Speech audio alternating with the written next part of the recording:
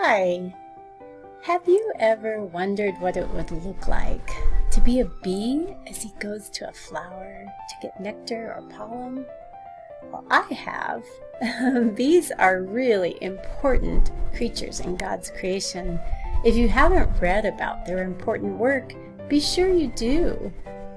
I learned today while I was looking for photographs of bees that some bees just collect nectar and some bees collect nectar and pollen. They have different purposes. Just like you need different kinds of food, you need vegetables and you need fruits and you need all kinds of different food. A bee needs different food too. So they do different things. You should go read about them. It was really amazing. Today, we're looking at them with our artist eyes. So we're going to imagine what a bee sees when gathering nectar and pollen from flowers. Then we'll do some drawings of what we imagine it would be like to be a bee. Let's go see what the bee sees. Wow. Isn't that a beautiful photograph? We're so close. There's not a bee on this flower. I did find some photographs of bees on flowers. I don't have a camera that will allow me to get this close and take this good of a photograph of a flower. So I looked up some artists and photographers who share their photos on the internet, and I found some beautiful ones. So this is one. This is another one, really focusing on that middle part. The nectar and the pollen is on the inside of the flower like this. So a bee has to get really close down inside of each flower that they are collecting from. Ooh, just like this. Look at this bee.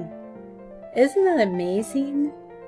Now, I would never get this close to a bee while he's doing his important work, gathering that pollen. See, he has pollen dust all over him. That's important. That's what he's there for. And he's doing his job. So if you get too close when a bee is doing his work, he could sting you. And I know some people are allergic to those kinds of stings, so it hurts even more. So you don't ever want to disturb a bee. Just let him do his work. Stay away from him. He's not looking to sting you, but if you bother him and scare him, he might. So I don't recommend getting this close, trying to get a picture. This photographer had a special lens that allowed them to zoom in and get really close to the petal and still have a clear view of the bee in the petal. I think it's amazing. Here's this photographer caught this bee in the air, almost to the inside of the sunflower where all the wonderful pollen is. Isn't that amazing? Really beautiful.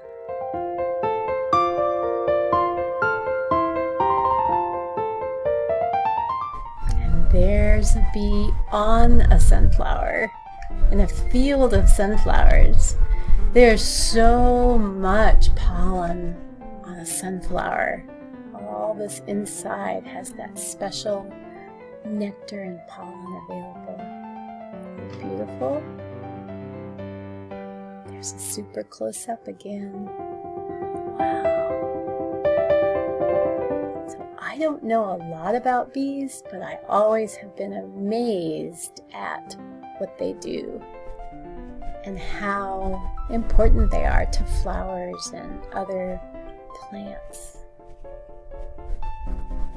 There's another bee on top of a flower with the flower facing up to the sun, and they're collecting that way. Sometimes they have to fly a different direction inside of a flower that's pointing down, but this one's pointing up, so I think it made it easy for the bee. And here is a beautiful flower with 2 bees. They know how to share. Isn't that wonderful? They can share just like you do. When they get on a flower, there's a lot of pollen to collect, a lot of nectar available, so they can share. And it doesn't seem to matter what color the flower is, they seem to love all colors of flowers. I'm not sure about that, but they seem to love many colors of flowers. And here's the last one. He's doing his job. He doesn't have any pollen on him, so he might just be gathering the nectar from inside of the flower. Little tiny openings in the flower. Isn't God's creation amazing? Flowers are amazing by themselves, but bees and flowers and all the other creatures and butterflies love flowers too. If you have lots of flowers, you probably see lots of butterflies and bees. So today, use your imagination. Pretend that you are a bee and you can get this close to flowers like these photographs we just looked at.